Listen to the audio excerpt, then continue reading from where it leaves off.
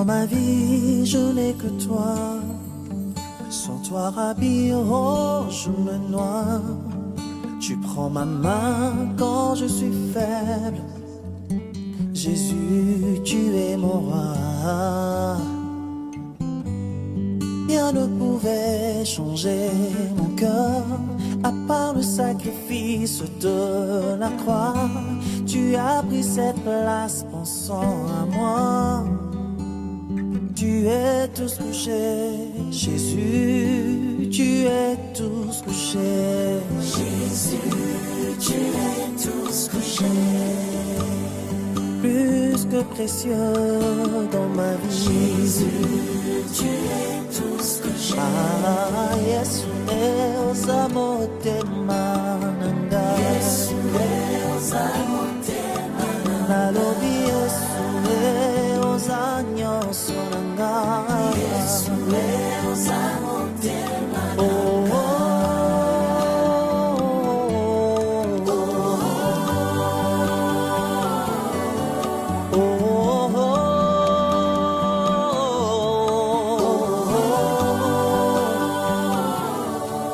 Il m'a fallu du temps pour comprendre qu'il y avait un roi qui m'aimait autant, qui a pu donner même sa vie pour moi. Un tel sacrifice, personne ne l'a fait pour moi. Tuluka, Tuluka, nani yango nani akome me kulusue oya mosusu Yesu nangayo saelombe.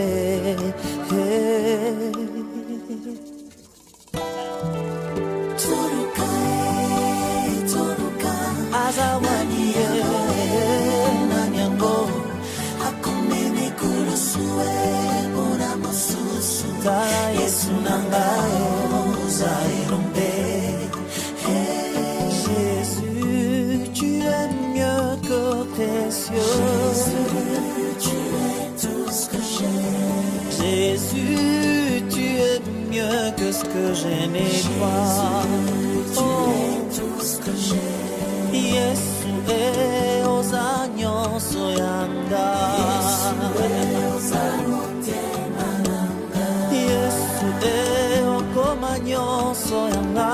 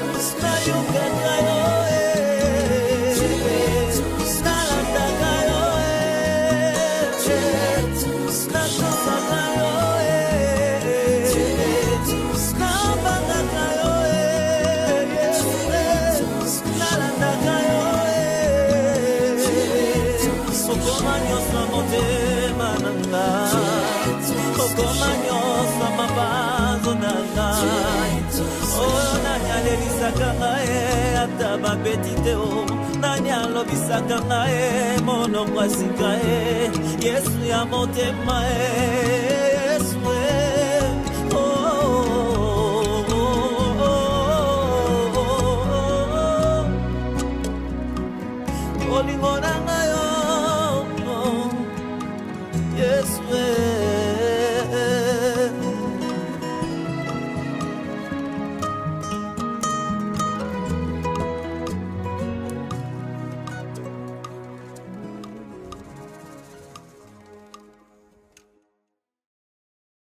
Distingués serviteurs de Dieu, apôtres, prophètes, docteurs, pasteurs, évangélistes, chers anciens, ouvriers dans le corps du Christ, le Rassemblement des Églises du Congo, REC en sigle, vous convie à une grande pastorale de 2 matinées intitulée « L'Église face aux enjeux de l'heure » du 16 avril au 17 avril 2021 de 8h à 12h30. Orateur, le révérend Dr Silas Makangu, le révérend apôtre Timothée M. Kabasele, le révérend prophète Francis Ngawala, le révérend prophète Daniel Kawata, le révérend prophète Jokras Mwenze, le révérend apôtre Jonathan Mongali, le révérend pasteur Abba Isaac, le patriarche Kelani. Le lieu de l'événement, Église Parole de Foi, 45, Kouamout, commune de Kitambo, référence Maison Bongo. Soyez les bienvenus et que Dieu vous bénisse.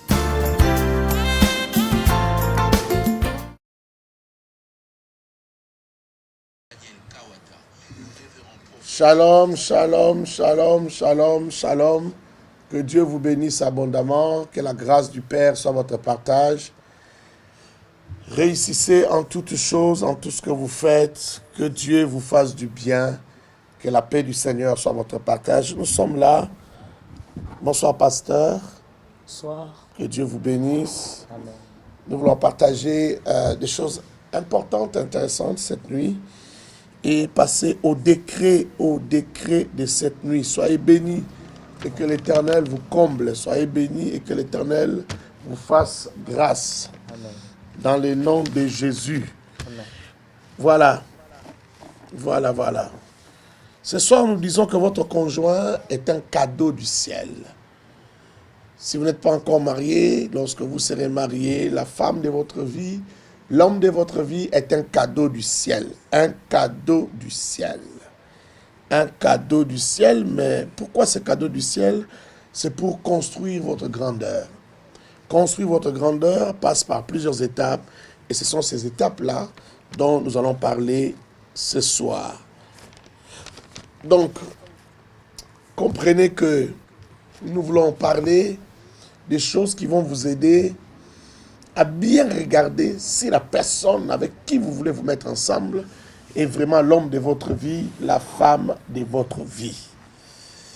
Votre conjoint est un don de Dieu pour vous, un cadeau qui a été prévu pour protéger votre vision et vos objectifs, limiter vos distractions et dépenses inutiles et ensuite créer un climat de protection autour de vous.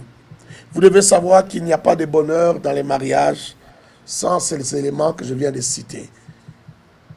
Lorsqu'il n'y a pas la promotion des potentiels, des talents, il n'y a pas la limitation des distractions et des dépenses inutiles, lorsque on ne crée pas un climat pour se protéger mutuellement et développer ce qu'on a comme capacité de grandir dans la vie, alors il n'y a pas de bonheur parce qu'il y aura très peu de réalisation de soi, il y aura très peu de plaisir à vivre ensemble et très peu de plaisir dans la vie.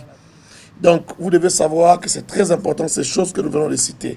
Un conjoint qui ne respecte, qui ne protège pas votre trésor, c'est-à-dire les potentiels qu'il y a en vous, ce que vous avez comme talent, celui qui ne les respecte pas et qui ne travaille pas pour l'éclosion de ces talents, de ces qualités que vous avez en vous, ne peut pas vous apporter le bonheur, ne peut pas être une source de bonheur pour vous. Alors que la Bible dit, quand nous lisons dans Proverbe chapitre 18, Proverbe 18, verset 22, « Celui qui trouve une femme trouve le bonheur. » Celui qui trouve une femme trouve le bonheur, c'est une grâce qu'il obtient de l'Éternel.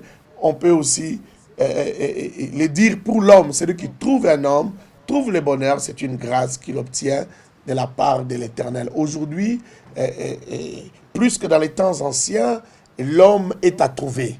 L'homme est à choisir entre plusieurs. Aujourd'hui, ce ne sont plus de mariage forcé. On ne vous force pas à vous marier avec tel homme ou tel autre homme. Vous devez choisir.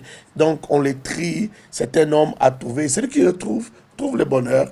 L'homme de votre vie a été choisi par Dieu, prévu par Dieu, c'est ça les mots, prévu par Dieu pour votre bonheur.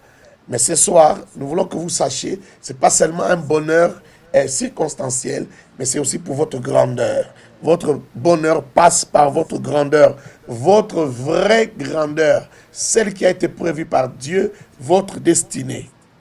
On peut hériter de ses pères une maison et des richesses, mais une femme intelligente est un don de l'Éternel. On peut hériter des pères et mères, des richesses, des maisons, des champs, des véhicules, mais une femme qui a le discernement. J'aime les versions qui parlent de discernement à cet endroit. Une femme qui a le discernement est un don de l'Éternel. C'est-à-dire, dans tous ces deux versets, on dit qu'un homme, une femme, qui apporte la bénédiction dans la vie de son mari, de son conjoint, est un don de l'Éternel. C'est Dieu qui donne. C'est Dieu qui donne. Et Dieu donne pourquoi? C'est pour votre grandeur, votre vraie grandeur, votre vraie bénédiction. Soyez bénis abondamment. Je crois et je l'espère que nous allons passer de bons moments ensemble. J'aimerais attaquer le premier point de notre nuit, de ces moments, parce que je subdivise cette grandeur que votre conjoint va apporter dans votre vie. Je subdivise cela en 5 étapes. La première étape est celle-ci.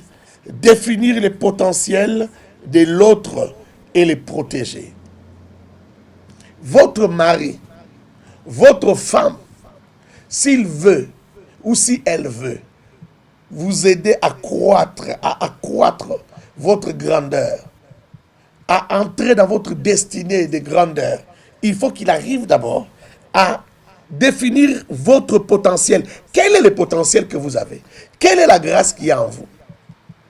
Quelles sont les qualités que Dieu a placées en vous?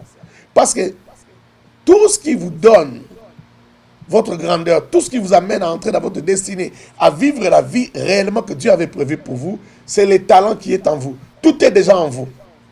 Le Saint-Esprit vient dans votre vie pour activer ces choses-là, pour vous accompagner avec ces choses, ces talents naturels que Dieu a déjà placés en vous. Définir les potentiels de l'autre et le protéger. On doit savoir, votre conjoint doit savoir qu'est-ce qu'il a, qu'est-ce que vous avez. On définit ça avec exactitude, on définit à deux. Voilà ce que nous avons. Et commencer à protéger cela. Nous allons aller donc d'étape en étape dans ces 5 points. Et j'aimerais déjà que, pasteur, tu interviennes au niveau de cette première étape qui est définir les potentiels de l'autre et protéger cela. Merci beaucoup. C'est un thème très large et une sagesse assez importante et intéressante. Moi, je dirais qu'on ne peut pas déjà vivre dans un bonheur qu'on ne sait pas créer. Le bonheur se crée, le bonheur se préserve, parce que ce que vous créez, vous devez être en mesure de le préserver. Donc le bonheur se crée et le bonheur se préserve. Et très souvent, il y a des hommes célibataires qui se marient, et ainsi que des femmes, quand ils se marient, ils sont un peu déçus. Ils disent « je ne pensais pas que ma vie allait être ainsi, que la vie du foyer allait être ainsi. » Au fait, c'est parce que la majorité des personnes pensent que lorsqu'on se marie, et le mariage est quelque chose qui se fait de soi, c'est-à-dire la vie de couple, ça se fait de soi et c'est un bonheur qui doit s'imposer par soi-même. Le bonheur se crée. Le bonheur, vous devez créer votre bonheur, vous devez y travailler et vous devez protéger votre bonheur. Et donc, pour vivre ce bonheur, comme on l'a dit, le premier point, c'est-à-dire il faut d'abord définir les potentiels, oui. Définir les potentiels, les définir, les connaître et les protéger. C'est-à-dire que quand est-ce qu'on définit en réalité? En réalité, on ne définit pas quand on est marié. En réalité, on définit les potentiels d'un conjoint avant même qu'on se marie avec le conjoint. Amen. C'est-à-dire, c'est même par là que vous saurez si vous êtes compatible ou pas, si vos destinées peuvent être liées ou pas. Parce que par rapport au potentiel, aux dons, aux talents, on peut savoir si on est on correspond à celui qui vient, si on peut être compatible avec la destinée. Est-ce qu'on peut bâtir ensemble de la personne qui vient. Donc, si on peut bâtir quelque chose ensemble. Donc, il s'agit d'avant. C'est bien avant le mariage que ça se répère, ces choses. C'est avant le mariage qu'il faut que la femme définisse les potentiels qu'il y a auprès de son futur mari, et ainsi que pour l'homme. Il doit définir les potentiels qu'il y a auprès de sa femme. Et après une très bonne définition, et quand on sait à quoi son conjoint est appelé, et maintenant, c'est dans le mariage qu'on bâtit cela. Parce que c'est dans le mariage que vous bâtissez au fait votre vie, que vous bâtissez votre histoire. Donc, vous pouvez définir avant le mariage, en étant fiancé, mais vous ne pouvez pas bâtir en ce moment-là, parce qu'on bâtit en vivant ensemble, on bâtit en ayant la même perception des choses. Donc, c'est en étant marié maintenant que vous allez bâtir. Donc, c'est que vous avez pu définir avant le mariage. Et comme on le dit, vous avez déjà défini et vous bâtissez dans le mariage. Vous bâtissez ce que vous avez défini. Vous commencez à bâtir, à construire votre bonheur sous le fondement de ces potentiels que vous avez très bien définis. Ce que vous n'avez pas bien défini en amont, vous ne pouvez pas le bâtir dans le mariage. Vous ne pouvez pas dire, je veux découvrir qui est vraiment, qu'est-ce que Dieu a vraiment mis dans mon mari, dans ma femme, quand je serai marié. C'est une erreur et puis ça vous mettra en retard. Définissez bien avant, entrez en sachant où vous allez et qui vous épousez. Et dans le mariage, vous allez maintenant vous mettre à bâtir ce que vous avez compris et ce que vous avez bien défini. Magnifique, que Dieu soit béni abondamment. Merci Seigneur. Partagez la vidéo, je vous sens encore froid ce soir. Partagez, taguez, invitez les amis à nous rejoindre, invitez plusieurs à nous rejoindre. C'est très important, nous parlons de choses très importantes. Donc nous avons dit que la grandeur, votre grandeur, c'est construit avec le conjoint que Dieu vous a donné, parce que le conjoint que Dieu vous a donné, c'est un cadeau du ciel.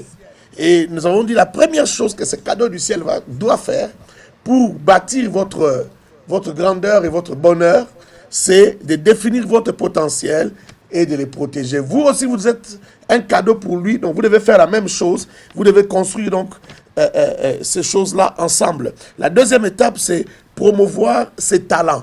Vous l'avez défini, vous les protégez, vous devez maintenant les promouvoir. Votre femme a un talent pour la musique. Vous devez promouvoir ses talents. Vous devez la pousser, l'encourager, encourager votre partenaire à chanter. Elle a un talent, elle a une belle voix. La pousser à chanter. Créer des rendez-vous avec lui, pour elle ou pour lui, avec des musiciens. Créer des événements pour elle, qu'elle chante. Vous êtes un frère à l'église, demandez, est-ce que ma femme peut chanter le dimanche même un cantique? La pousser à se découvrir. Parce qu'elle peut avoir un talent elle-même et elle a un potentiel, mais elle-même n'a pas le courage. Elle a un potentiel, mais elle-même n'a pas le courage de travailler. Elle ne croit pas tellement qu'elle a quelque chose qu'elle peut donner au monde. Elle ne croit pas tellement que ça peut réussir.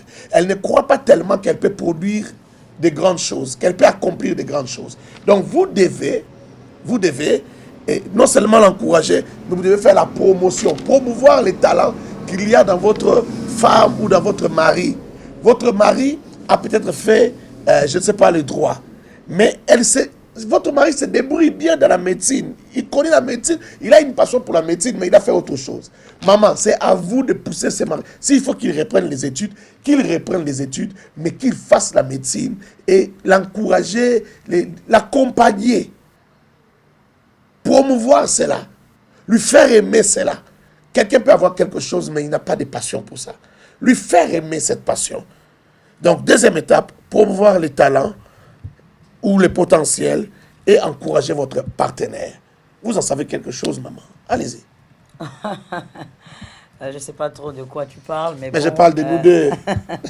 Alors, moi, je dis qu'il y a une très grande calamité dans un foyer, parmi les grandes calamités, c'est le fait d'avoir un partenaire qui ne croit pas en vous, qui ne croit pas en vos talents, qui ne croit pas que vous avez quelque chose à donner, que vous avez quelque chose que le Seigneur a mis, sans oublier que toute personne a quelque chose que le Seigneur a mis en elle pour bénir les autres. Et donc, parmi les grandes calamités, il y a le fait que vous ayez un conjoint qui ne croit pas, et vous devez vous battre seul. Donc, il est important d'y croire. Pour promouvoir quelque chose, il faut y croire. Et donc, si vous êtes mari, vous êtes femme, vous devez déjà croire en votre conjoint, en votre conjointe, croire qu'elle peut faire mieux, il peut faire mieux, il peut aller plus loin, et même quand les personnes autour ovationnent, acclament, vous savez qu'il peut y sortir plus que ça. Donc c'est important de croire en la personne avec qui on vit. Voilà pourquoi j'ai l'habitude de dire que le mariage n'est pas une affaire d'enfant, c'est une affaire de maturité. C'est-à-dire, c'est vrai que tout en étant marié, on ne cesse de grandir, mais il faut déjà qu'en entrant dans le foyer, que vous ne soyez pas dans votre tête un enfant, parce que qu'est-ce que j'ai envie de dire? La maturité vous permettra de comprendre qu'il faut faire la part des choses. C'est pas parce qu'on a quelquefois des problèmes dans le couple, ce qui est normal, ce qui arrive, que vous devez tuer l'estime que vous avez envers votre mari ou envers votre femme. Il y a plusieurs couples qui vivent cela. L'homme n'a pas d'estime pour sa femme à cause des multiples erreurs que sa femme a l'habitude de faire dans la vie courante et vice-versa. Mais ça, c'est un peu de l'immaturité, c'est-à-dire vous devez faire la part des choses. Il peut arriver que votre femme, que votre mari soit dans certaines erreurs dans la vie quotidienne, mais ça ne doit pas tuer votre estime, l'estime que vous avez pour lui, l'estime que vous avez pour elle. C'est important donc de créer l'équilibre et de rester dans la maturité. C'est-à-dire que même lorsqu'on a l'habitude de se tirailler un peu chaque soir, entre couples, mais ça ne doit pas tuer l'estime qu'on a envers l'un ou envers l'autre. Et cette estime va vous permettre donc d'encourager, de promouvoir, de dire mon mari est capable, même quand les gens ne le voient pas aujourd'hui, moi je le sais, j'y crois, et je l'encourage à faire ce que je sais. Je l'encourage à faire ce que j'ai défini déjà, même avant le mariage. Et même pour l'homme, vous encouragez votre femme parce que vous savez ce qu'il y a en elle, vous croyez en ce qu'il y a en elle. Au fait, lorsque vous vivez ensemble, passez le temps comme mari et femme ensemble, passer les journées ensemble devrait vous permettre de savoir exactement comment encourager votre femme, comment encourager votre mari. Et ça, c'est important. Ça, c'est indispensable. Donc, je dirais qu'il est impossible de promouvoir quelque chose, des potentiels, si vous ne croyez pas dur comme fer en ces potentiels plus que n'importe qui. Magnifique. J'aimerais qu'on soit très pratique, très pratique. Vous savez, je vais prendre notre exemple. J'ai vu mon épouse croire en moi, croire que je pouvais faire des longues études, m'encourager. Déjà, mon père voulait que je fasse des longues études. Et quand je me suis marié, ma femme aussi a cru en cela. Vous savez, votre famille peut vous pousser à faire quelque chose, mais vous épousez quelqu'un qui vous détourne. Voilà. Il vous arrête, il vous détourne. Je connais un couple, la femme était en train de faire la médecine, elle était déjà avancée, il lui restait peut-être 2 ans pour terminer. L'homme vient, il dit non, moi j'aime pas ça, alors qu'il avait fait la promesse de faire étudier cette femme. Il dit non, moi j'aime pas ça. Écoute, fais quelque chose, moi je veux que tu fasses telle chose, tu vas peut-être commencer à vendre, fais une petite formation en telle chose. Comment on peut comparer la médecine? Combien de familles rêvent d'avoir une fille qui a fait la médecine? Comment on peut comparer la médecine avec, je ne sais pas moi, des cours, je ne sais pas, de comptabilité ou de marketing ou je ne sais pas de quoi? Vous imaginez quelqu'un qui est en train de finir son 2e cycle et vous l'arrêtez. J'ai vu ma femme m'encourager, croire en mon intelligence, me dire tu es intelligent. Non, tu es plus intelligent que ça. Je fais un travail, je fournis un travail, une prestation. Elle me dit non, ça c'est pas ton niveau ça. C'est pas ton niveau. Et elle n'a jamais arrêté jusqu'à aujourd'hui. Oui, je te dérange toujours. Elle n'a jamais. Je me rappelle des fois où elle m'a dit mais écoute, tu as parlé comme un D6, toi qui as un master. Quand tu parlais, c'était comme... Tout le monde peut parler comme ça. Tu n'as pas parlé comme toi. Oui. Vous voyez? C'est ça, promouvoir. Des occasions, on m'invite à un endroit. Oh, je sens la paresse, je ne veux pas y aller, je ne veux pas fournir les efforts pour le faire. Il me dit, non, vas-y, chérie, non, non, vas-y, réveille-toi, il va me réveiller. Vas-y, va répondre, tu ne sais pas, tu ne sais jamais. Ces rendez-vous peuvent produire quelque chose. Vous voyez, c'est ça. Vous connaissez, vous avez déjà défini le potentiel de l'autre et maintenant vous allez promouvoir cela et encourager votre partenaire. Moi-même, je me suis vu. Qu'est-ce que je peux faire? Je veux parler de moi. Je me suis vu encourager cette femme. Je me suis vu l'encourager. Elle savait qu'elle avait quelque chose. Elle croyait qu'elle avait quelque chose. Mais pour qu'elle se mette au travail, c'était une bagarre. Pour qu'elle prenne seulement le département de femmes d'excellence qu'elle dirige aujourd'hui, c'était une bagarre. Tu te souviens? Bien sûr. De cette bagarre? Le pasteur Félix s'en souviendra. Cette bagarre, il fallait la convaincre. Il fallait envoyer des émissaires. Maman, ce département est en train de mourir. Prenez ce département. Hein? Prenez ce département. Si vous vous occupez de ce département, tout le monde était unanime. On connaissait ce potentiel. Elle-même aussi croyait. Mais pour qu'elle prenne seulement ce département. Et quand elle a pris les départements qui n'arrivaient jamais à 10 personnes par réunion, le département est allé de 10 à 60 femmes dans chaque réunion après 6 mois. Et c'est parti. Finalement, elle a pris goût. Finalement, elle a accepté. Elle s'asseyait derrière pour qu'elle quitte derrière, qu'elle vienne s'asseoir devant avec les pasteurs et qu'elle accepte sa fonction de pasteur. Je ne parle pas de l'ordination, je ne parle pas de la consécration. Il fallait qu'il y ait quelqu'un derrière. Et je bénis le Seigneur. Une fois, je vais le dire ici, une fois j'ai appris qu'une femme qui sert Dieu, quelqu'un que je pensais une bonne amie dans les ministères, nous critiquait et dire « Ah, Timothée aussi exagère. Il encense trop sa femme. Il encense trop sa femme. Il entête sa femme. » C'était malheureux. C'était malheureux. Je ne sais pas si c'est la jalousie parce que peut-être qu'elle n'avait pas quelqu'un pour l'encourager dans ce sens, ou c'est juste parce que la personne n'a pas compris. Il y a des gens pour qu'ils sortent les meilleurs qu'ils ont en eux-mêmes. Il faut les encourager, il faut promouvoir les talents, il faut créer des séminaires, il faut créer une activité où elle vient bénir les gens parce qu'elle a quelque chose à donner. Plus elle se verra en train de donner des choses qui bénissent les gens, elle reçoit des témoignages, ça l'encourage, ça la fortifie et elle le fera avec joie. Au lieu que ça soit une corvée, au lieu que ça soit une punition, ça devient une joie, un plaisir d'être bénédiction pour les autres. En tout cas, que Dieu vous bénisse abondamment. Et on va essayer d'être pratique. Je ne sais pas, dans votre vie, j'aimerais que si vous avez des questions, vous puissiez les poser. Posez vos questions. Nous sommes en train de parler. Nous allons interagir. C'est très important. Partagez encore, mes amis. Partagez. Nous voulons être plusieurs à interagir. Que les autres ne ratent pas ces moments. S'il vous plaît, que Dieu vous bénisse abondamment. Troisième point, pasteur, définir les objectifs et la vision de votre partenaire avec lui et y travailler. Vous devez définir quels sont les objectifs que votre partenaire, votre conjoint doit poursuivre. Quelle est la vision qu'il doit avoir et travailler à cela. Qu'est-ce qu'elle doit devenir? Qu'est-ce que vous devez devenir? Qu'est-ce que vous devez être?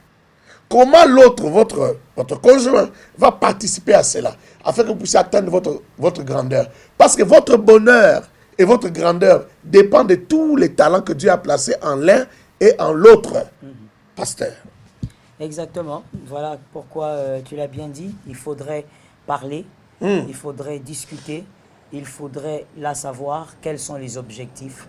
On a des talents, des potentiels, on les a définis bien avant, on veut bâtir quelque chose, mais il faudrait justement bien canaliser ces choses. Et bien canaliser, c'est fixer des objectifs par rapport aux talents que Dieu vous a donnés, aux potentiels, aux dons et autres. Donc il faut une discussion. Voilà pourquoi dans le couple, il faut absolument un dialogue. Il faudrait un dialogue. Il ne faudrait pas penser que le couple est un lieu où il y a un chef de famille qui décide sur tout, et puis la femme, elle est là, elle contemple, elle observe les choses avancer, les choses s'arrêter, les choses se détruire et les choses s'améliorer. Mais vous, c'est un lieu de partage. Vous devez parler, vous devez causer, dialoguer sur les objectifs à atteindre par rapport à tout ce que Dieu a mis en vous. Même votre intelligence fait partie des potentiels.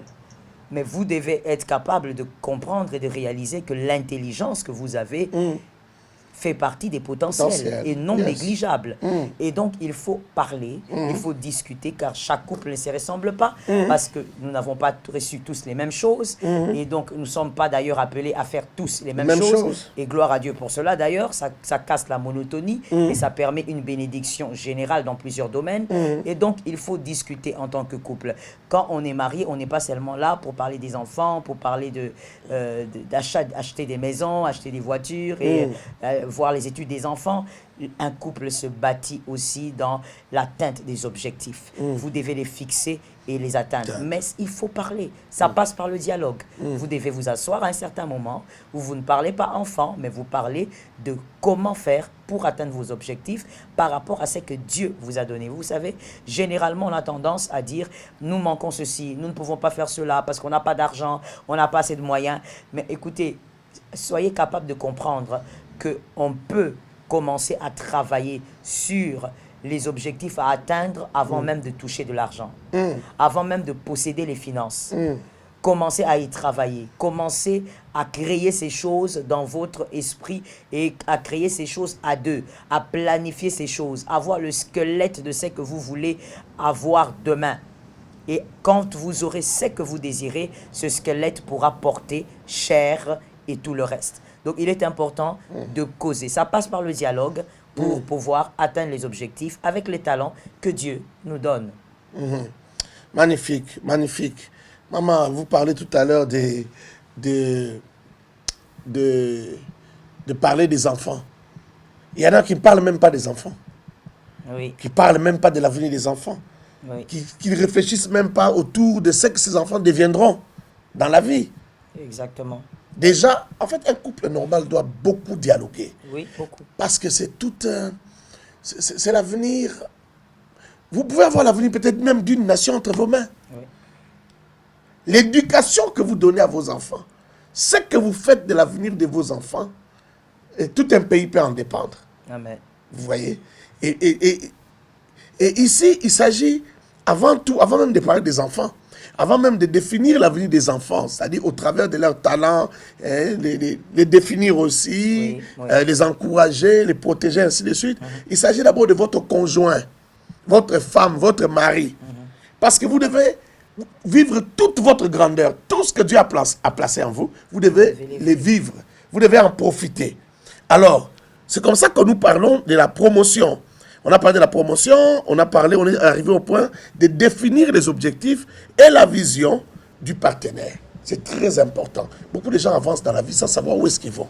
Oui. Qu'est-ce qu'ils veulent? Qu'est-ce qu'ils veulent devenir? Qu'est-ce qu'ils veulent faire? Quel niveau ils veulent atteindre l'année prochaine? Et il y a aussi des couples qui n'y arrivent pas parce que l'homme n'arrive pas à aider sa femme à accomplir des choses ou vice-versa parce que au fait, la femme n'a aucune vision. L'homme n'a aucune vision. Oui. On a vu des couples comme ça où l'homme, le chef de famille, il n'a aucune vision. Aucune vision. Et donc, le partenaire se retrouve en train de vouloir forcer des choses et ça ne marche pas, ça n'évolue pas. Parce que de l'autre côté, il n'y a pas de vision de vie. Il faudrait avoir une vision de vie et partager et voir comment les atteindre avec, comme on l'a dit, les potentiels que le Seigneur a accordés. Extraordinaire. Hein? Il y a des gens... Comment vous pouvez manquer de vision? Il y a même des femmes, tu lui parles de ce que tu penses faire, elle n'a aucun point de vue à émettre.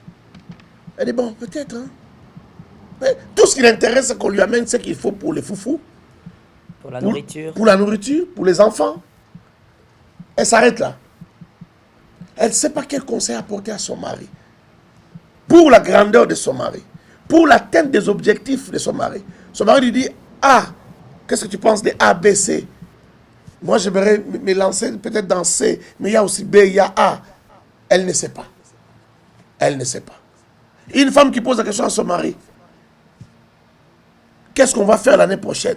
Il ne sait pas. Et il dit, il faut que je parle avec papa. Il parle de son papa. Que son papa lui dise ce qu'ils vont faire. Que son papa lui dise ce qu'il a décidé. Oui. Dans quel pays il vivra. Oui. Qu'est-ce qu'il fera? Si tu es dans cette situation, ça veut dire que tu n'étais pas prêt pour te marier. Lorsque tu te maries, c'est pour que vous deux, vous puissiez bâtir une grandeur. Amen. Vous devez bâtir une grandeur ensemble. C'est dommage si toi tu dépends encore des gens, tu sais pas ce que tu sais qu'il te faut, tu sais pas où tu vas, c'est triste. C'est vraiment triste. Prenons le 4e point. Limitez les distractions. Lorsque vous voulez bâtir la grandeur de votre conjoint, vous devez limiter les distractions autour de lui. Parce qu'il a un objectif à atteindre, ou des objectifs à atteindre, une vision à atteindre. Il doit devenir quelqu'un de bien spécifique. Exactement. Il faut donc l'aider à limiter les distractions autour de lui. Chacun a grandi comme il a grandi, chacun a grandi dans son éducation. Et l'avantage que vous avez, c'est d'être en dehors de votre conjoint. Donc vous le regardez, vous savez qui il est, qu'est-ce qu'il est capable de faire, qu'est-ce qu'il peut devenir. Donc vous avez l'obligation, et c'est votre mission. C'est ça, vous êtes un cadeau pour lui. Vous devez, vous maintenant, limiter les distractions dans sa vie. Il est votre cadeau. Vous aussi, vous êtes son cadeau. Lui aussi doit limiter les distractions dans votre vie. Exactement. Ces distractions-là, ça peut être les amis. Oui. Ça peut être certaines activités. Vous trouvez que ces activités ici ne vont pas aider mon mari. Il est disparate, il touche à tout. Qui trop embrasse mal est trait. Il est dans beaucoup de choses à la fois. Alors que son appel, c'est telle chose. Son don, c'est telle chose. Son talent, c'est telle chose. Sa vocation, sa passion, c'est telle chose. Il perd le temps avec certains amis du passé, des collègues de classe. Il y a parfois des gens qui pensent que tous vos collègues de classe sont obligés d'être vos amis, même dans votre vie d'aujourd'hui. Non, il y a des gens qu'il faut laisser dans les passés. C'est très important parce que quand vous amenez certaines personnes dans votre présent, vous créez de la distraction autour de vous et vous vous éloignez de la vision de votre vie. Vous vous éloignez de votre grandeur. Il y a des gens qui doivent rester dans les passés. C'est très important. Donc, un cadeau du ciel est prévu pour limiter ces distractions, les amis, les activités, les études même inappropriées. Bien sûr. Tu es en train de faire une branche qui n'est pas ta passion, qui n'est pas ta vie. Voyez-vous? Donc, limiter les distractions et les dépenses inutiles. Les dépenses inutiles. Les dépenses, ça peut être en termes d'énergie. Tu dépenses de l'énergie dans des choses qui n'ont rien à voir avec votre bénédiction, avec votre avenir, l'avenir de votre couple, l'avenir de votre foyer, l'avenir de votre famille.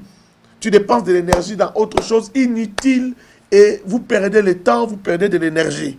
Vous dépensez du temps dans des choses inutiles.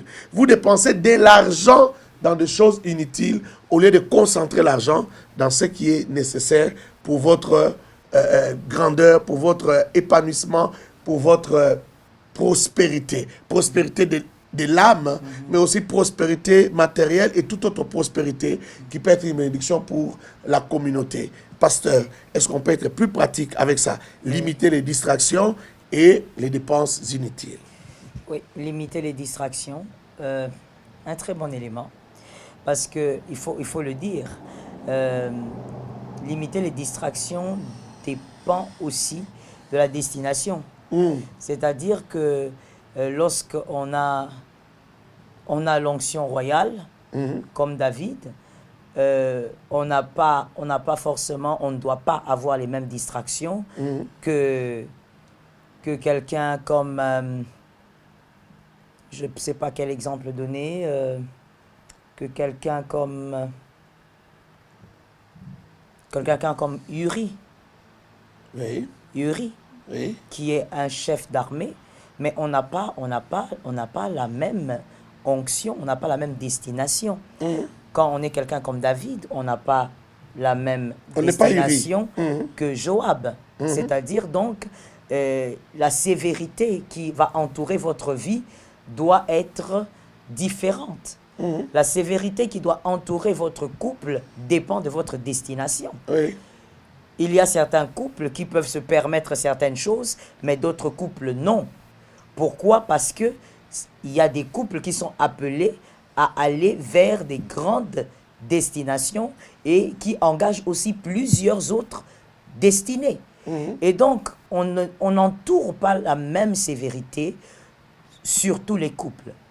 Parce que ça dépend de ce que ce couple est appelé à réaliser. Et donc, si vous avez une grande destination, et vous le savez, une grande destinée aussi, vous le savez, vous êtes appelé donc à être sévère avec vous-même. Une chose peut ne pas être mauvaise, mais pour vous, elle est une distraction inutile. Oui. Une chose peut être bonne parce que tout le monde le fait, mais pour vous, c'est une distraction à ne pas se permettre. Pourquoi? Parce que votre destinée exige beaucoup de restrictions. Votre destinée exige une grande sévérité. Parce que par votre mission, par l'accomplissement de votre mission, plusieurs verront aussi leur destinée s'épanouir. Donc, il y a des gens qui, je veux le dire de manière très brute, qui n'ont pas droit à l'erreur et qui n'ont pas droit aussi à certaines distractions. Et donc, qui va veiller sur ça? Personne ne peut veiller sur ça mieux que la personne qui a bien défini les objectifs, c'est-à-dire le conjoint ou la conjointe. Donc, c'est au mari, à la femme de savoir que voici, c'est à ça que notre couple est appelé et je ne peux pas permettre mon mari, ma femme d'entrer ou de naviguer dans certaines distractions parce que nous n'avons pas le temps pour ça, parce que nous ne pouvons pas nous permettre cela. Ça ne serait pas un péché, ce n'est pas un scandale, mais par rapport à nos objectifs, nous sommes obligés de nous focaliser différemment. Vous savez, il n'est pas toujours facile de se focaliser sur les objectifs à atteindre. Je prends l'exemple dans la parole de Dieu de ce peuple d'Israël qui était mordu par les serpents brûlants. C'était pas facile. Il faut savoir que dans ce passage, tout le peuple n'était pas guéri, sauvé. Parce qu'il y avait une condition. Il fallait se focaliser sur le serpent de rein. Et donc, tout le monde ne peut pas se focaliser sur le serpent de rein. Pourquoi? Parce que la douleur est grande. On se focalise sur sa douleur. On se focalise sur ses problèmes. Et c'est la même chose des fois dans les couples. C'est-à-dire qu'on a des fois tellement de problèmes ou encore on est mal entouré qu'on a du mal à se focaliser sur l'essentiel et à tuer certaines distractions inutiles qui ne nous sont pas permis. Or, il faut, à un moment donné de la vie, savoir qu'on est bâtisseur. Il faut se focaliser sur les objectifs à atteindre. Et donc, il y a certaines distractions qu'il faut absolument tuer. Magnifique. Je prends un exemple. Je ne sais même pas si je peux appeler ça distraction, mais c'est aussi une distraction. Allez-y. C'est-à-dire que nous sommes refusés, Quand par ça ne exemple... contribue pas. Nous nous sommes refusés, par exemple, d'aller dans les fêtes. Nous nous sommes refusés d'aller dans les soirées, dans les fêtes de mariage. Nous nous sommes refusés cela. Pas seulement parce que Tu parles on ne de peut nous, pas, de nous moi deux, et toi. de nous deux. Oui, exactement. parce qu'il risque de ne pas comprendre de qui on parle. Ah d'accord, de nous deux. Parce que non seulement parce qu'aujourd'hui il y a tellement de fidèles, on ne peut pas aller chez tout le monde et quand on ne va pas à gauche, on ne peut pas aller à droite pour rester droit et rester dans l'équilibre. Correct. Pas seulement à cause de ça, mais attendez, je ne veux pas aller à une soirée alors que généralement dans notre pays ça se passe des samedis soirs et que moi je suis prédicatrice de l'évangile. Je veux donner par la grâce de Dieu le pain du jour au peuple le lendemain. Et donc je ne serai pas en train de passer mon temps en train d'écouter la musique, en train de me pavaner avec des robes et tout ça. Donc c'est-à-dire ce n'est pas mauvais, ceux qui le font ce n'est vraiment pas mauvais, ils savent comment ils gèrent. Mais des fois, il faut apprendre à se refuser certaines choses à cause de ce qu'on doit faire et à cause du rendement. Parce que c'est important aussi de savoir qu'il ne suffit pas d'avoir des potentiels et il ne suffit pas d'être comme cette femme qui entre en cuisine et qui jette la nourriture à table et qui prépare en désordre. Ce qui compte, c'est que la nourriture est cuite. Oui. Non. Il ne suffit pas que la nourriture soit cuite. Que quelqu'un me dise, écrive, il ne suffit pas qu'elle soit cuite. Écris-moi ça, s'il te plaît. Il ne suffit pas qu'elle soit cuite. Il ne suffit pas de dire, j'ai des potentiels, j'ai des dons, ben, je veux faire ce que je peux. Ne fais pas ce que tu peux. En tant que marié, ne donnez pas le rendement que vous pouvez donner. Donnez au-delà de ce que vous pouvez donner. Il faut toujours vous dire qu'on doit faire au-delà de ce qu'on est capable en temps normal de faire. Et donc, pour ça, il faudrait aller au-delà de certaines choses.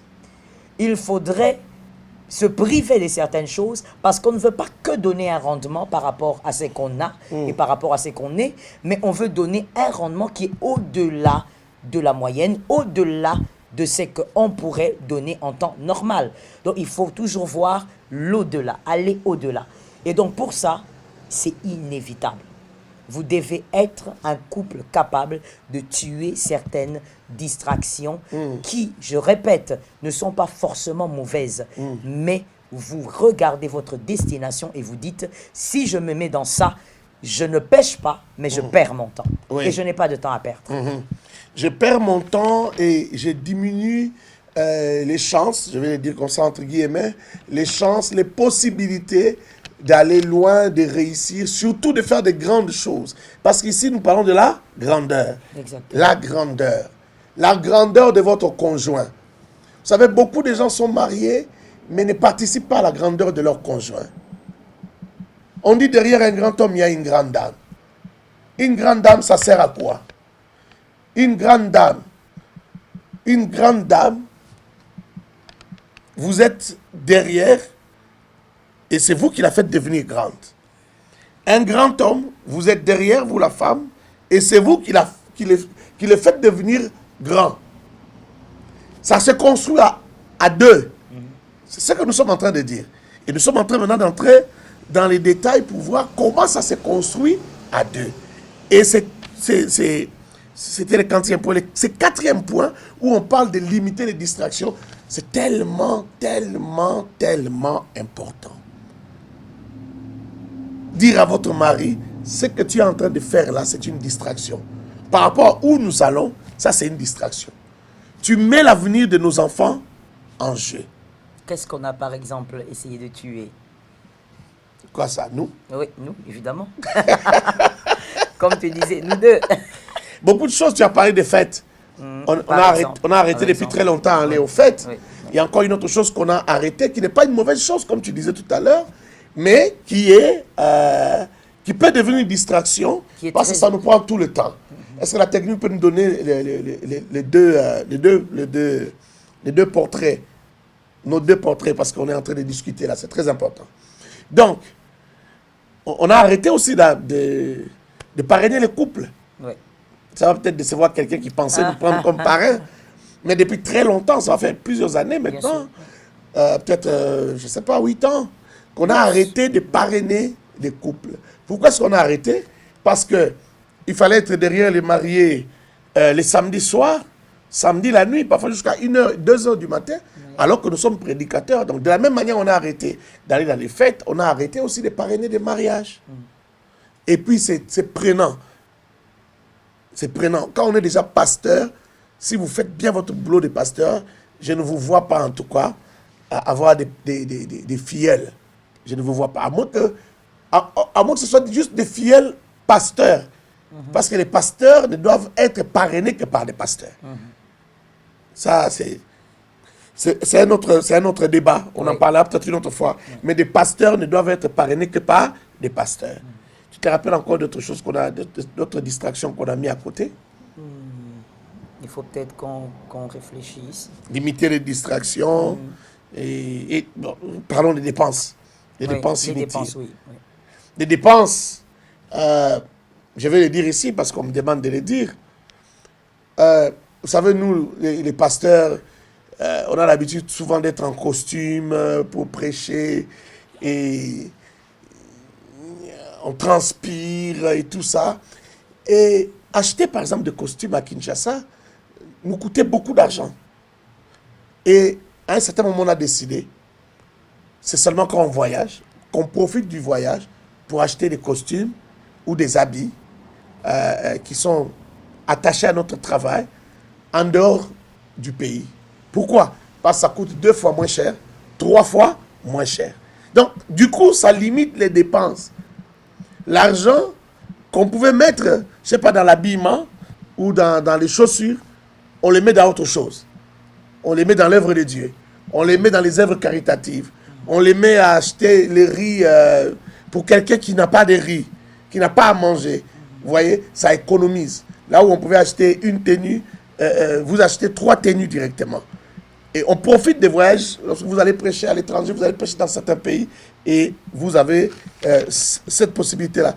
Ça limite les dépenses. Mais en ce moment, il y a aussi des gens qui gagnent peut-être la même chose que vous, mais qu'est-ce qu'ils font? Ils dépensent cher. Ils s'habillent cher. Ils se chaussent cher. Mais ça sert parfois à rien. Ça sert parfois à rien. Il suffit d'être présentable. Il suffit d'être beau. Quand vous l'êtes déjà. Le reste, c'est le boulot. C'est le travail, c'est les rendements. Qu'est-ce que vous donnez comme rendement? Il est important que vous puissiez comprendre que les dépenses aussi doivent être limitées lorsque vous avez des objectifs à atteindre. Cet argent, vous pouvez le mettre dans votre commerce, dans votre business. Vous pouvez le mettre dans la publicité de ce que vous êtes en train de faire. Vous pouvez le mettre dans votre cabinet, arranger votre bureau d'avocat, que ce bureau d'avocat soit très présentable. Au lieu de prendre tout l'argent, mettre dans l'habillement, mettre dans les véhicules, mettre dans ceci ou dans cela, là où vous recevez vos clients. Il faut qu'ils sentent que vous êtes bien organisé, que vous faites votre cabinet de médecin est très bien organisé, la secrétaire est bien habillée, parle un bon français ou je sais pas, un bon anglais ou je sais pas quoi, mais vous devez investir beaucoup dans ce que vous êtes en train de faire et tout ce qui est inutile, enlever. Tout ce qui est inutile, enlever. C'est comme émonder un arbre pour donner des bons fruits. Il faut enlever des étapes qui sont inutiles, des feuilles qui sont inutiles pour que l'arbre grandisse bien et donne les fruits qu'il faut. Donc, voilà ce que je peux dire. Les dépenses inutiles, limitation des distractions. Peut-être parce qu'on n'avait pas pensé à ça. Mais il y a beaucoup de choses qu'on a mis de côté. Oui. Certains rendez-vous. Okay. Certaines amitiés. Oui. Il y a des gens de qui on s'est éloigné petit à petit parce que justement c'était des amitiés qui ne cadraient pas avec ce que nous sommes en train de faire et ce que nous voulons devenir. C'est pas avoir des problèmes avec les gens, mais justement pour ne pas avoir des problèmes avec les gens, certaines personnes, il faut les quitter petit à petit. Il faut les quitter en douceur parce que en fait, vous ne faites rien de bon ensemble. Vous aussi, vous avez des gens comme ça dans votre vie que vous devez quitter. Faites-les en douceur parce que ces gens-là ne contribuent pas en ce que vous devez devenir ou en ce que vous allez devenir par rapport à votre grandeur. Soyez bénis. Amen. On passe au 5e point ou bien? Oui, c'est bon. Le 5e point et le tout dernier, créer un climat de protection et d'émulation autour de l'autre, que l'autre aussi crée ce climat de protection et d'émulation autour de vous. Quand vous avez une grâce, la grâce, il faut la protéger. Moi, je continue à protéger ma femme jusqu'à aujourd'hui. Elle est tellement précieuse, elle a une grâce, là où elle est arrivée, ce n'est pas encore la fin. Elle va aller. Aujourd'hui, beaucoup de gens la connaissent, l'écoutent et tout ça, mais j'ai un rôle en tant que mari, en tant que son conjoint, parfois de la protéger. Vous avez constaté, beaucoup de gens l'ont constaté, que le numéro qui est souvent affiché, ce n'est pas ce numéro, mais il y a beaucoup, dans toutes ces vidéos, les gens parfois veulent entrer en contact avec elle, mais ces gens passent par moi. Il arrivera un autre moment, ils passeront peut-être par les secrétaires ou la secrétaire, mais on va gérer. Tout ça, c'est pour protéger. Une grâce, ça se protège. Amen.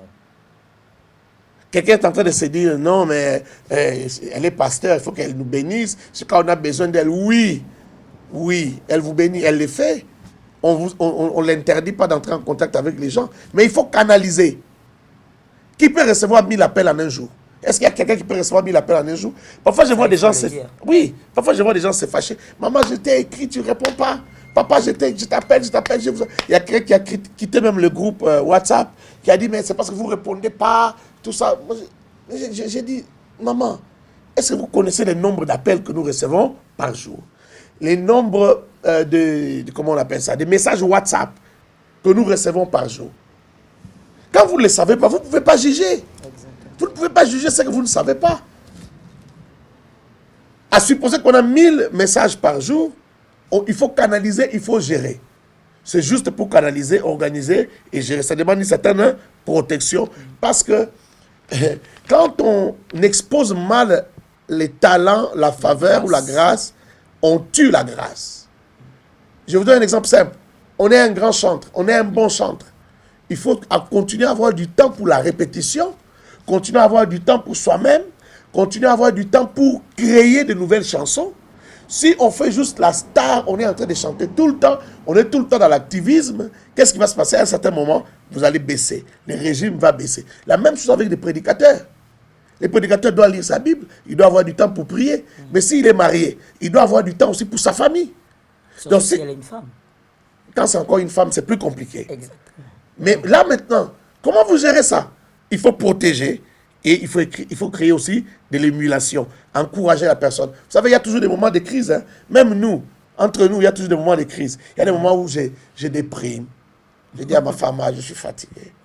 Telle chose ne marche pas. Elle me dit, non, c'est pas ce que tu penses. Non, regarde. Non, ça va aller, ne t'en fais pas. Fais ceci. Elle m'encourage. Il faut de l'émulation. Il faut un cadre pour l'émulation. Et ça, c'est votre conjoint, c'est l'accompagnement. Et la même chose, parfois elle peut être en voyage, elle m'appelle, elle me dit, voilà, aujourd'hui, j'ai prié pour quelqu'un, mais je n'ai pas vu le miracle tout de suite. Je n'ai pas vu la guérison tout de suite. J'ai dit, mais maman, ce n'est pas un problème. Peut-être que le témoignage va venir 1 heure après. Peut-être que le témoignage va venir 2 heures après. Peut-être que ça va venir demain. Et puis, c'est ta compassion en toi. Tu veux que la personne guérisse tout de suite. Qu'est-ce que Dieu aussi en pense? Vous voyez, ça nous arrive tous de déprimer, d'avoir besoin d'encouragement, d'un cadre, d'un environnement émulatif. Vas-y, maman. Moi, j'aimerais parler de la première partie. Tu me rappelles, c'était... La première partie, de créer un climat de protection. De protection. Et d'émulation. Exactement. Il faut créer un climat de protection. Des fois, c'est pas très facile, hein, il faut le dire. Des fois, c'est pas très facile, surtout quand on a la position de la femme. C'est-à-dire qu'on est femme et que c'est votre mari, c'est le chef, évidemment. Et c'est pas très facile parce que quand vous voulez essayer de protéger, eh ben, vous avez affaire à un chef. On m'accuse là, on m'accuse. Non, j'accuse tous les chefs du monde. Oh là là. Oui, alors, donc, des fois, c'est pas facile parce que vous avez la position de celle qui doit aider, mais c'est votre chef. Il reste votre chef, ça veut dire que quelque part, c'est lui qui a le dernier mot. Si il ne veut pas comprendre ce que vous dites, ben, c'est lui le chef. Mais c'est toujours possible de protéger votre mari, votre femme, parce que, comme on l'a si bien dit, toute grâce doit être protégée. Toute bénédiction doit être protégée. Moi, je ne sais pas trop si c'est parce que l'enseignement, dans ce sens-là, n'est pas trop ancré au milieu des francophones. C'est sans accuser les francophones, hein, je suis francophone. Mais j'ai constaté qu'au milieu des anglophones, c'est plus facile. C'est plus facile et c'est bien compris déjà auprès des enfants, des tout petits enfants. C'est-à-dire, on sait que quand quelqu'un vous bénit, peu importe le domaine, quand la personne est une bénédiction pour vous, quand ses potentiels vous font du bien, on protège la personne. On la protège, on ne la surprotège pas, mais on la protège. On veille à ce que cette personne vive longtemps. On veille à ce que cette personne, malgré les stress qu'il y a dans son travail, dans son domaine de prédilection, que cette personne arrive quand même à sentir ce que tu viens de dire, à sentir qu'elle est dans une atmosphère d'encouragement. Dans une atmosphère où il y a des gens qui peuvent lui dire ça va aller, ça va marcher. Et donc c'est important. C'est que vous considérez comme étant une bénédiction. Et là même, je sors un peu du cadre du mariage. Même en dehors de votre couple. Toute personne qui vous bénit, vous avez la responsabilité de la protéger. D'une manière ou d'une autre. Amen. Prier pour la personne est une très grande manière de la protéger. Amen. Parce que je sais que quelqu'un me dira comment je veux faire pour protéger une personne lorsqu'on est à des kilomètres. Prier pour la personne est une grande manière de protéger toute personne qui vous bénit. Commencez par là. Mais vous devez avoir cette mentalité, avoir cette culture que vous devez protéger tout ce qui vous bénit. Et donc, quand on rentre dans le cadre du mariage, votre mari, votre femme est la bénédiction de plusieurs Et votre bénédiction aussi, elle a des choses en elle placées par Dieu, en lui, pour bénir plusieurs. Vous devez protéger. C'est-à-dire, vous devez à un certain moment lui dire, non, écoute, je crois que tu as assez passé de temps maintenant avec tes amis. Eh ben, il faut que tu t'arrêtes un peu. Il faut que tu t'arrêtes un peu. Et ça, sans jalousie. Hein? Évidemment, parce que ça, ce n'est pas une question de jalousie. Ça, c'est une question de protection et ainsi que... Le patrimoine familial. Oui, une question de protection et d'organisation. C'est-à-dire, c'est important. C'est comme une mère, un père qui a des enfants. Vous n'allez pas laisser ses enfants dormir n'importe quand. Quelle irresponsabilité. Vous n'allez pas laisser ses enfants manger n'importe quand. Vous n'allez pas laisser ses enfants s'habiller n'importe comment.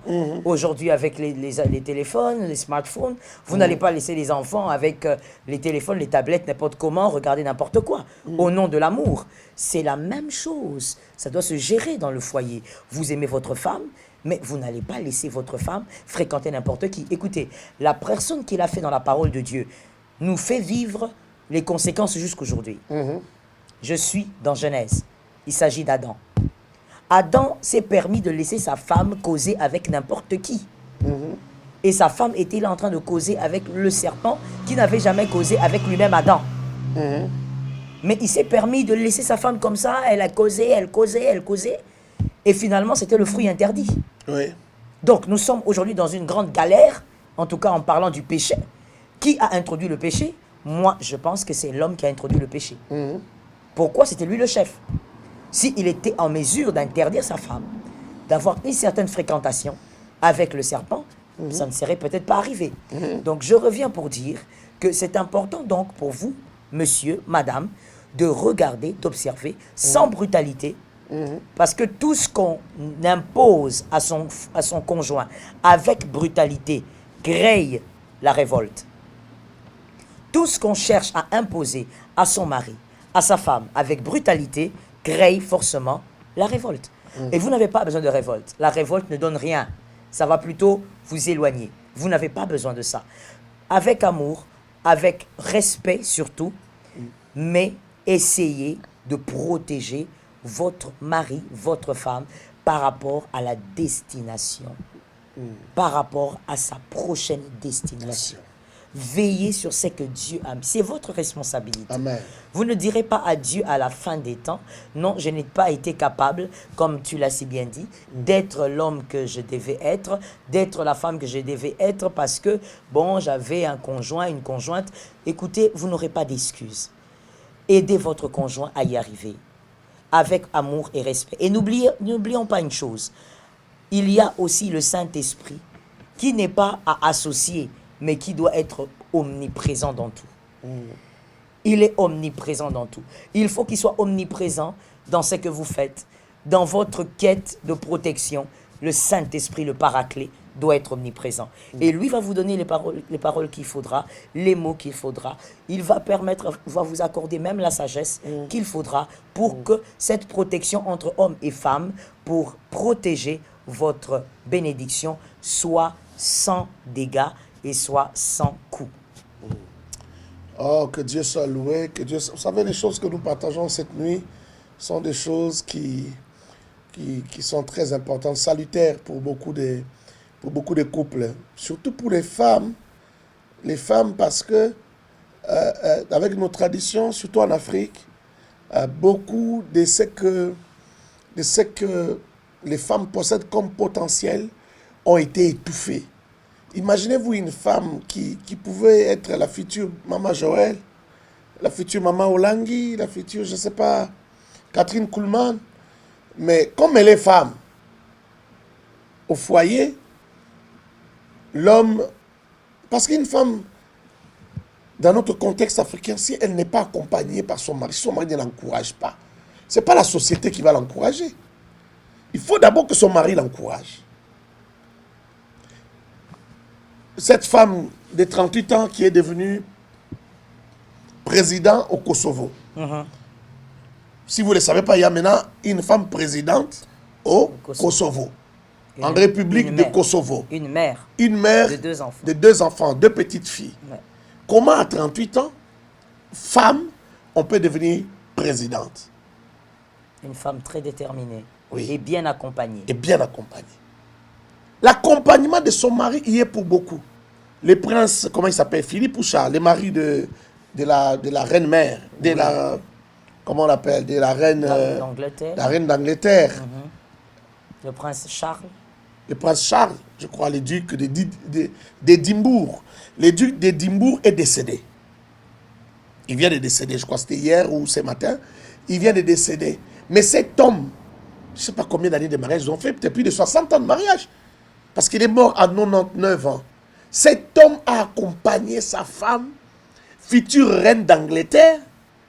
Elle est devenue reine. La reine mère était encore vivante, c'est-à-dire sa maman. Elle est devenue reine d'Angleterre jusqu'à aujourd'hui. Cet homme-là accompagne. Ce n'est pas facile d'être à l'ombre de quelqu'un.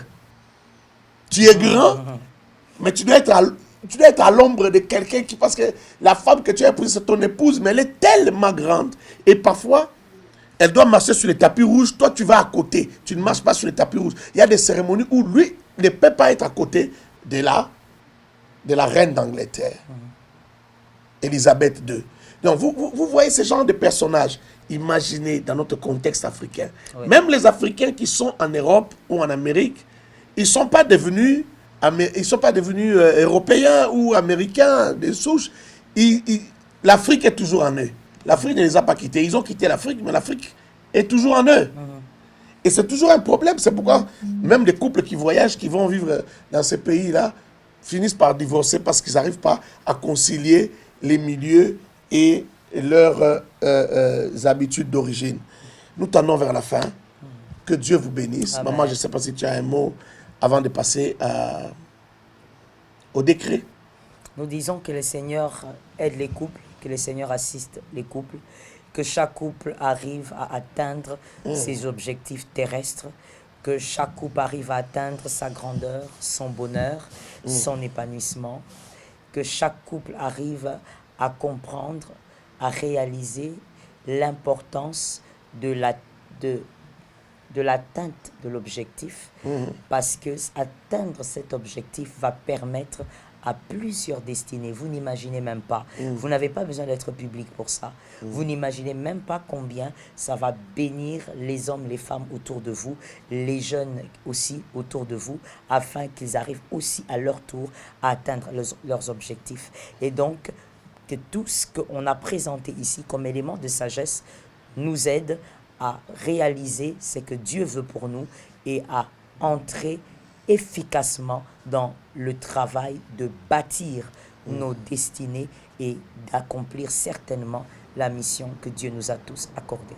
Amen.